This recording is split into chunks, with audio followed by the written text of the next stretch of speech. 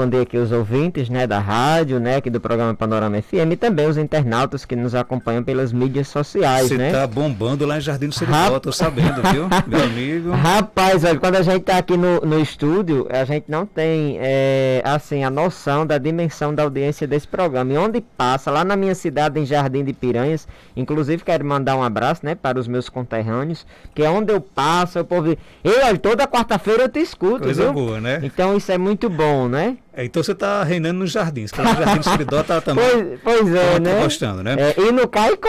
Também, maravilhoso, né? O nosso tema de hoje é: o que acontece com você na infância não fica só na infância. Explica melhor esse detalhe aí. Veja só, o que é que acontece? O que acontece comigo na infância não fica na infância. Muitas pessoas pensam assim, como assim? Como é que isso pode acontecer? Mas perceba só, eu gosto sempre de comparar com a teoria do copo cheio. E aí, veja só, uma pessoa lá na infância, aquela criança, vê uma briga dos pais. Quando os pais estão brigando, aí fica lá no pensamento dela, né, na mente dela. Eita, meus pais estão brigando, eita, vai acontecer isso. Começa a pensar várias coisas, né, aquela criancinha. Por quê?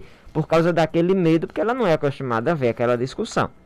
E aí, em outra situação, vamos dizer que o pai é alcoólatra. Aí o pai chega dentro de casa, aquele fuzuê todo, aí a criança já fica com medo, né? Quer dizer, já vai ser 2 medos, e isso já vai acumulando dentro daquela criança. E ela vai reprimindo aquela situação. Depois, ela tem um medo, sei lá, chega alguém, faz um susto a ela, joga um sapo em cima dela, um besouro, não sei, alguma coisa assim desse tipo. Mais um outro medo. Quer dizer, aquele copo dela vai só enchendo, e aí vai acontecendo diversas coisas, conflitos, traumas, né? Tantas outras coisas que isso vai acabando enchendo o copo dela. Quando ela está na fase adulta, ou até mesmo na adolescência, né? Na fase da juventude e, consequentemente, na fase adulta, aí começa a sentir uma ansiedade, começa a sentir, eu tô com medo, é um medo tão grande, inclusive... na semana passada o tema que eu trouxe foi o medo de adoecer na ansiedade. E muitas pessoas que têm esse medo de adoecer na ansiedade, nada mais é do que um medo maior dentre tantos medos que existe dentro daquela pessoa, entendeu? Então, o medo que eu tenho hoje, eu tenho medo disso, tenho medo daquilo, é apenas uma representação, uma repetição de padrão de tantos outros medos que existem dentro de você. Então, é preciso, antes de tudo, entender de onde é que vem esses medos? Isso. Veja só, primeira coisa, o que você está sentindo, você que é ansioso e que está me escutando, o que você está sentindo é normal? Não, não é normal. O medo não é normal. Não, veja só, não é isso que eu estou dizendo. O que eu estou querendo dizer é o quê? O meu coração está acelerado, minhas mãos geladas, suadas, um entalo, respiração ofegante, eu tô com dor de cabeça, não sei o que lá. Isso é normal? Não, não é normal. E por que você está sentindo isso? É a forma que o seu corpo está te dizendo. Ei, Marcos, tem alguma coisa errada aqui dentro. Tá entendendo? Tem algo errado. E é aí onde você deve ter atenção e procurar, né, realmente ajuda, né? Para poder... Porque assim, o medo, ele é uma reação natural. Então o medo, ele existe. Veja só. É uma das três principais coisas que acontecem com a criança quando ela nasce. Primeiro, a criança chora. Por causa de quê? Da dor. É a dor que incentiva o choro. Entendeu? Aí depois, ali, quando a criança tá lá, chora de novo. A mãe demora a vir acolher aquela criança. O que é que vai acontecer com ela? Vai chorar com mais intensidade. Por quê? Porque ela vai ficar com medo. Medo de ficar só. Depois, em outra situação, ela vai ter a raiva e aí vai chorar com mais intensidade ainda. Estou falando isso para quê? Para que você entenda, ouvinte, que o medo é algo natural. Ele é necessário, é uma reação de proteção, certo? E isso é muito importante. Agora, quando está atrapalhando a sua vida, é onde o negócio, né, não está bem. E o medo é a principal raiz da ansiedade. Agora, quando eu descubro, por exemplo, que inclusive é o nosso tema do nosso quadro de hoje, de que boa parte dos meus medos, eles estão relacionados ao que eu vivi na infância, isso ajuda bastante? Isso, ajuda. Agora, aí onde é que entra o meu trabalho? Porque, veja só, muitas pessoas quando chegam já no consultório, e aí, como é que eu posso te ajudar? Aí a pessoa, não, é porque, olha, aconteceu isso, e depois da morte de mamãe, eu comecei a ficar ansiosa, tô com a depressão, não sei o quê. Só que perceba uma coisa, o que ela está me falando, aquela pessoa, é apenas a justificativa que ela dá para o problema dela. E por que isso acontece? Porque a nossa mente, ela mente, preste atenção nisso. A nossa mente, ela mente. Por que ela mente? É porque quer? Não, é apenas um mecanismo de defesa. O nosso cérebro, para nos proteger, então ele mente, cria toda uma história, até que nós chamamos de mimimi, que é a sua justificativa para o problema. E aí o que é que acontece? Você vai dar a sua justificativa. Quando você vai fazer a terapia, e isso é uma premissa da hipnoterapia, é que o problema não é o problema. Ah, eu tenho uma fobia de aranha. E aí, eu tenho essa fobia é porque eu vi uma aranha grande, não sei o que lá, eu sonhava, não sei o que lá, tá bom, vamos pra terapia. Lá na terapia se descobre o quê? Era quando eu era criança que aconteceu alguma coisa que não tinha nada a ver com a aranha e uma aranha ia passando lá e eu tive medo, tá entendendo? Por isso que é importante fazer o trabalho da hipnoterapia para encontrar verdadeiramente a causa. Por quê? Por enquanto, nós estamos apenas trabalhando em cima de sintomas, apenas de justificativas que você acha que pode ser a causa do seu problema. E quando você está em estado de hipnose, vai fazer a terapia, então nós encontramos a causa real e vamos tratá-la. Nosso ouvinte aqui já reage ao que você está falando aqui, né? Ela colocou, é verdade, eu passei por tudo isso e você me fez voltar à minha infância e descobrir a causa de todos os meus medos. Que bom, né? Pois é, justamente. Tem outra pergunta aqui. É a pura verdade. Na minha casa eram 4 irmãos, meu pai e minha mãe bebiam. Era uma turbulência muito grande. Hoje estou com 42 anos. Quando eu vejo uma turma de pessoas bebendo, me dá logo um pânico de medo e raiva da bebida, porque fiquei traumatizada. É a pura verdade. E aí? Veja só, Marcos. E isso é importante também frisar, o que essa é uma ouvinte ou um ouvinte? Acho que deve ser um ouvinte, né? Pronto. O que essa ouvinte falou aí faz totalmente sentido. E outra coisa, principalmente no trauma. O que é que acontece? Quando você vê algo que ativa o seu trauma, você sente tudo aquilo. Semana passada eu atendi uma pessoa e ela começou a falar, né, do problema dela, dando a justificativa dela. E quando eu fui, né, indo mais fundo com ela, simplesmente a pessoa ligou quando eu comecei a falar sobre o trauma dela, automaticamente ela ligou, ativou tudo que ela sentia em relação àquele trauma. E aí eu fui fazer, né, a terapia com ela para poder tratar. É o que acontece nesse caso, que ela está falando, né, a questão da bebida, né, de pessoas brigando. E aí você sente a mesma emoção do que você sentiu lá na infância. Então veja, são apenas experiências diferentes, mas a emoção, a sensação, vamos dizer, do medo, a raiva, continua sendo a mesma. Ou seja, é apenas uma repetição de padrão. Agora, todo trauma de infância, ele é superado? Eu consigo superar? Veja só, o que é que acontece? O trauma, a partir de então que você... Porque a primeira coisa que você quer é a decisão, né? Você tem que decidir e quer mudar, né?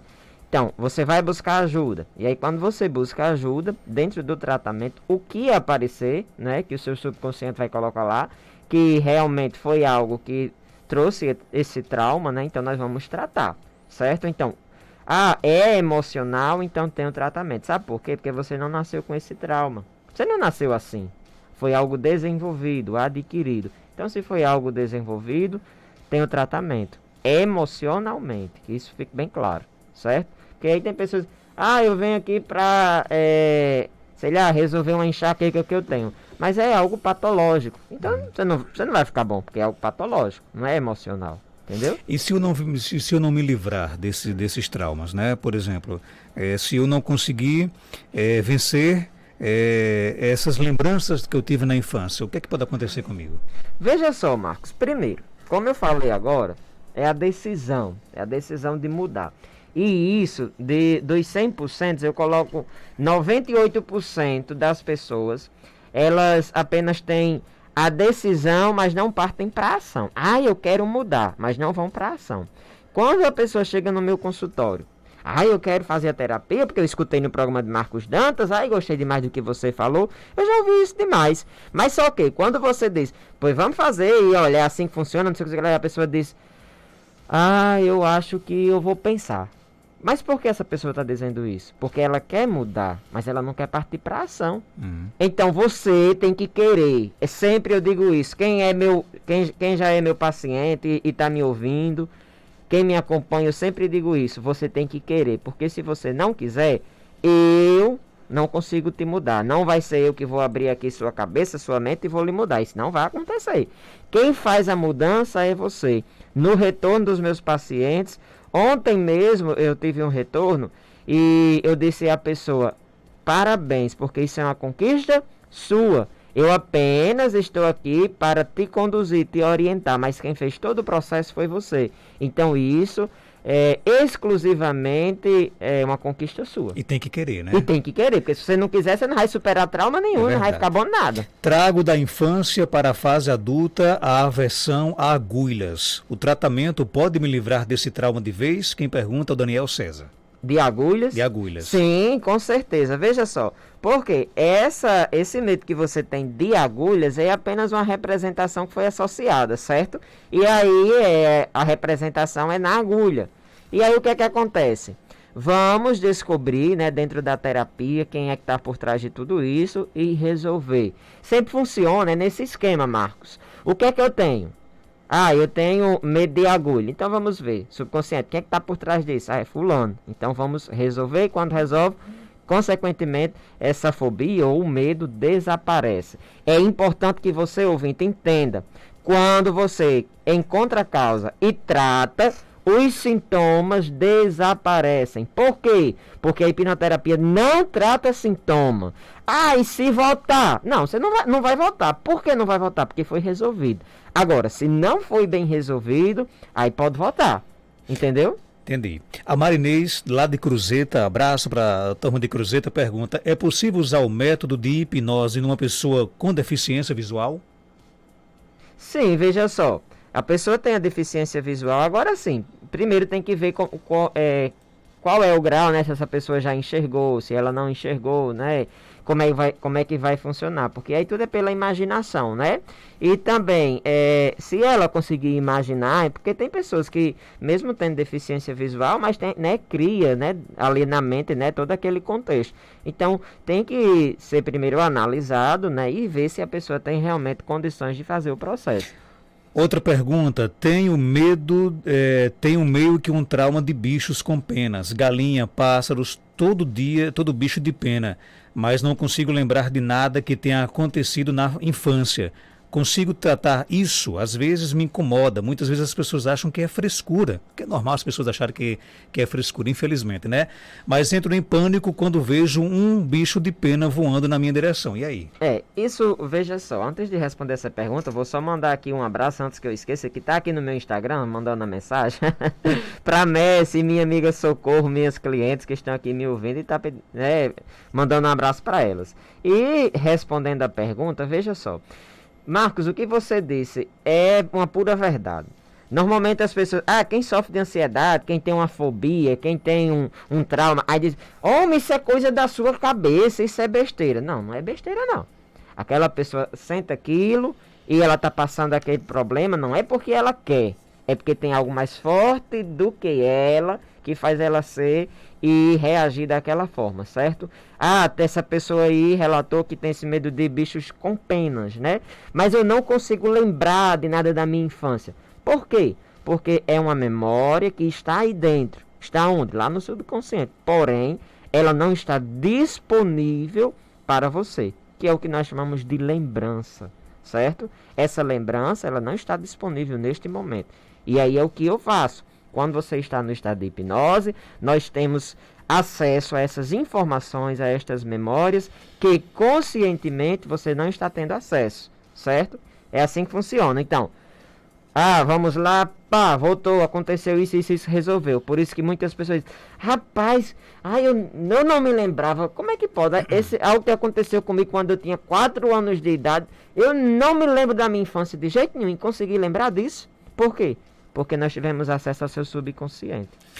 Meu pai era muito violento, bebia muito, batia muito na minha mãe e isso me criou umas sequelas que me prejudicam em tudo na minha vida. Vivo presa aos meus medos, me sinto incapaz de superar tudo que eu já vivi na minha infância. Ela pode superar isso? Sim, pode superar. Partindo da primeira premissa, eu quero mudar, né? E quero agir. Porque muitas pessoas, Marcos, aqui quando estão ouvindo o programa, eu quero ajuda, eu quero mudar, não sei o que lá. Aí pronto, passou daqui e não faz mais nada. Então é importante que você tenha a decisão de querer mudar e querer realmente partir para a ação. Como? Resolvendo os seus traumas. Porque o que acontece hoje com você é apenas uma resposta do que aconteceu lá naquele passado, daquela aprendizagem que você teve. E hoje, consequentemente, você vive dentro desses medos, vive apavorada. Por quê? Porque tudo que você fizer que lembrar vai ativar aquela sensação, aquela emoção que você sentia lá na sua infância. E, infelizmente, é uma lembrança que não é agradável de sentir. E depois da terapia, você não vai esquecer. Lógico, tem pessoas que entram em contato, Marcos, aí dizem assim, ei, é possível esquecer... meu namorado, meu ex-namorado, né? Não, você não vai apagar a memória, não.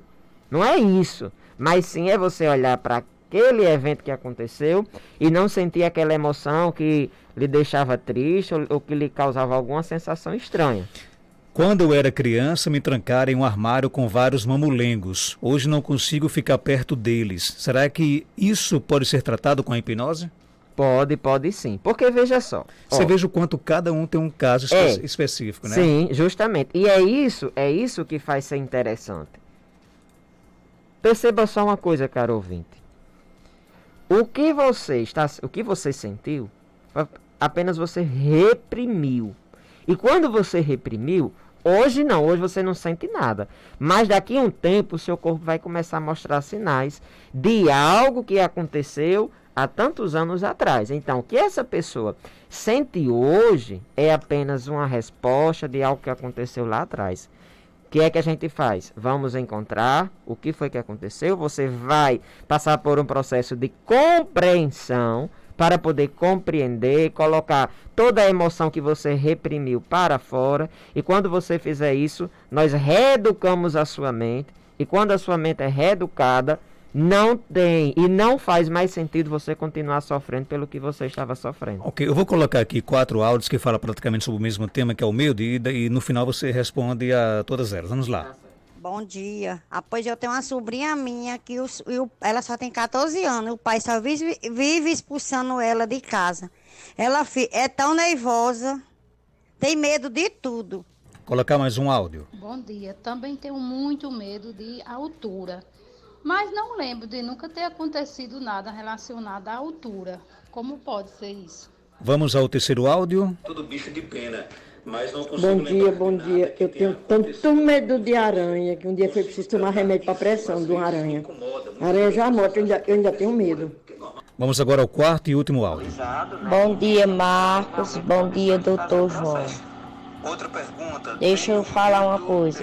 E quando a pessoa tem medo de altura, como se faz para tratar?